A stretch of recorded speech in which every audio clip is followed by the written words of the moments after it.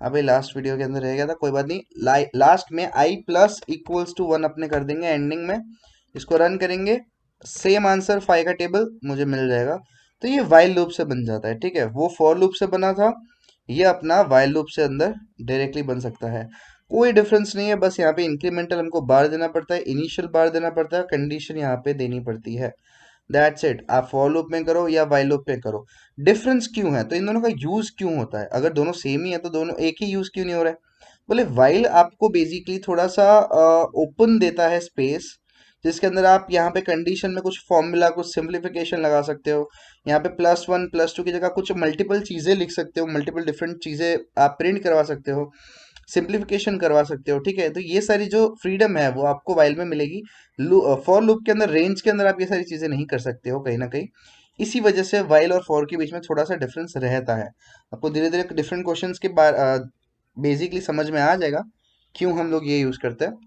चलो एक छोटा सा एग्जांपल लेते हैं।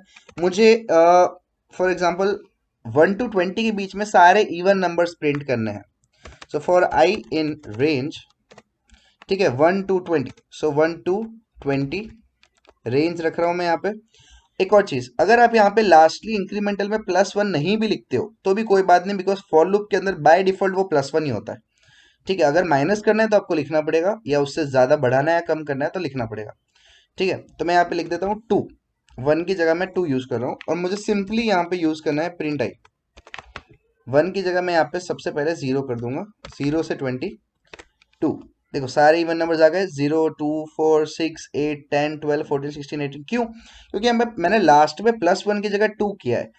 इसका क्या मतलब, वो एवरी टाइम वो एक लूप को ट्वाइस काउंट करेगा, ठीक है। दैट मीन्स शुरुआत जीरो से हुई, फिर नेक्स्ट सीधा प्लस टू होगा, दैट इज टू, फिर वापस प्लस टू होगा तो सीधा फोर, फिर सिक्स, फिर एट, ऐसे आपको दिखाई देगा। इसी बेसिस पे एक क्वेश्चन है, that is sum of numbers, ठीक है। सम ऑफ नंबर्स मतलब 0 to 20 है, जब बीच हमने लिया, ठीक है, वैल्यूज ली, इसके इसके बीच में जितने भी इवन नंबर्स आते हैं उसका टोटल आंसर अगर मुझे प्रिंट करवाना हो तो मैं कैसे करवा सकता हूँ? सो मैं एक एक्स्ट्रा वेरिएबल लूंगा, that is C equals to zero. इसके अंदर मैं अपनी वैल्यू को स्टोर करूंगा। देखो याद रखो, जब भी हमको कोई वैल्यू जो है वो कहीं और पे स्टोर करनी है या इकट्ठा करनी है, तो हमको एक एक्स्ट्रा वेरिएबल चाहिए होगा जहां पे हम स्टोर कर सके लंबे टाइम के लिए, ठीक है। फॉर आई इन रेंज, ये जो हमने ऊपर लिखा हुआ है यही वापस लिखेंगे, 0 to 20, ठीक है। एंड अब मैं प्रिंट कराने की जगह पे मुझे ऐड कराना है, तो किसके अंदर, c equals to C plus आई।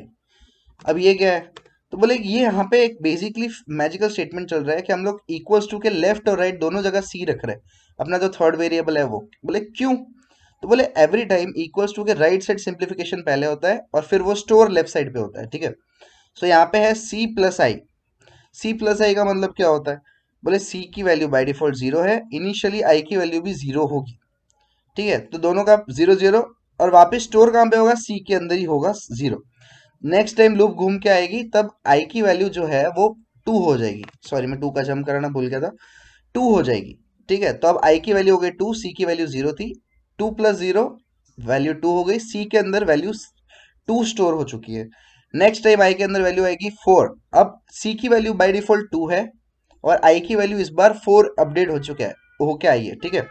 तो इस बार फोर प्लस टू करके सिक्स होगा, ऐसे ही हर एक नंबर आता जाएगा और सी के अंदर साथ साथ में एडिशन होने के बाद स्टोर होता जाएगा। लास्ट में जब लूप खत्म हो जाती है उसके बाहर हम लोग सी को प्रिंट करेंगे, ठीक है। तो मुझे फाइनल आंसर 90 मिल जाता है सिर्फ। इन दोनों के बीच में डिफरेंस क्या है, यहाँ पे अगर मैं प्रिंट को अंदर करवाता हूँ तो एवरी स्टेप के साथ मुझे आंसर मिलेगा कि पहले वैल्यू जीरो थी, फिर टू हो गई, फिर सिक्स हो गया, फिर 12 हो गया, फिर 20 हो गया।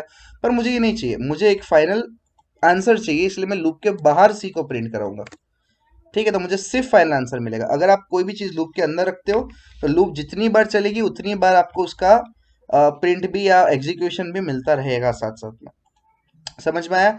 इसी तरीके से क्वेश्चन है factorial question. Factorial question, factorial का मतलब क्या होता है, हम लोग बचपन में सीखे हुए एन फैक्टोरियल करके, ठीक है। इसका मतलब क्या होता है, कोई भी एक नंबर लिया जैसे फाइव लिया, तो इसका आंसर कैसे ढूंढा जाता है, तो बोले फाइव और इससे एक कम से मल्टीप्लाई होता है, 5 × 4 इक्वल्स टू 20, मल्टीप्लाई बाय 3, एक और कम से उसको मल्टीप्लाई, उसकी वैल्यू को, आंसर को और एक और कम नंबर से मल्टीप्लाई किया जाएगा, सो 20 मल्टीप्लाई बाय 3 दैट इज 60।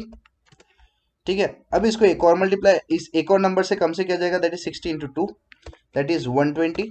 उसको वापस अचानक से एक और नंबर से कम कराया जाएगा, मल्टीप्लाई कराया जाएगा 1 से, दैट इज अगेन 120। तो फाइनल आंसर 5 फैक्टोरियल का आंसर आता है 120। इस तरीके से हमको एक आंसर ढूंढना है जो यूजर वैल्यू देगा। Again a variable int input enter value. ठीक है, अब मैं अगेन यहाँ पे भी अगेन मल्टीप्लाई कराने की बात आ रही है कि भाई मल्टीप्लाई हो रहा है, फिर उसी वैल्यू को कहीं और मल्टीप्लाई कराना है, मतलब वैल्यू को कहीं पे स्टोर रखना है, आपके आंसर को कहीं पे स्टोर रखना है। तो मैं अगेन सी की वैल्यू 0 से शुरुआत कर लेता हूँ। इस बार हम लोग 0 की जगह 1 रखेंगे।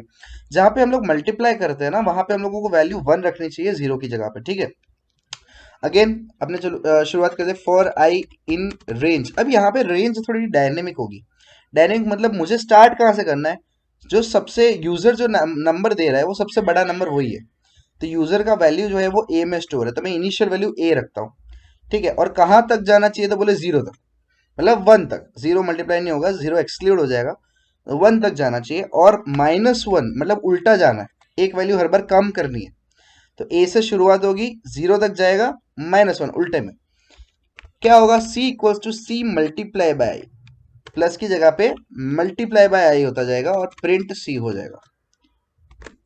करते 5 का फैक्टोरियल, 120 आंसर दिख रहा है, that is the factorial of 5। ठीक है, डिफरेंस आपको पता चल चुका होगा यहाँ पे। डन। इसी की तरह एक और क्वेश्चन, ऐसे बहुत सारे क्वेश्चन हो सकते हैं फॉर लूप के साथ, व्हाइल लूप के साथ। ठीक है, जैसे कि सम ऑफ डिजिट्स हो जाता है। सम ऑफ डिजिट्स का मतलब क्या होता है,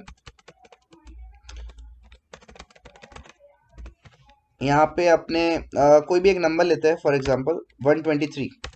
तो इस तीनों नंबर को अलग अलग करके 1 + 2 + 3 करके आंसर 6 लाना है हमें। जो भी टोटल नंबर आता है वो हमें लाना होता है। ठीक है, तो अगेन हम लोग इनपुट ले लेते हैं। सबसे पहले ए के अंदर int input enter value.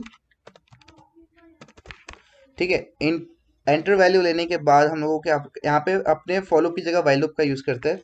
So while a should be greater than 0। हम लोगों ने कंडीशन क्या रख दी यहाँ पे, भाई ए की वैल्यू जब तक 0 ना हो जाए तब तक ये लूप चल सकती है, 0 से बड़ी होनी चाहिए इसकी वैल्यू। ठीक है, फिर अपने कहीं ना कहीं इसको स्टोर कराने के लिए एक एक्स्ट्रा वेरिएबल तो लेना ही पड़ेगा। So again C equals to 0 लेते हैं यहाँ पे।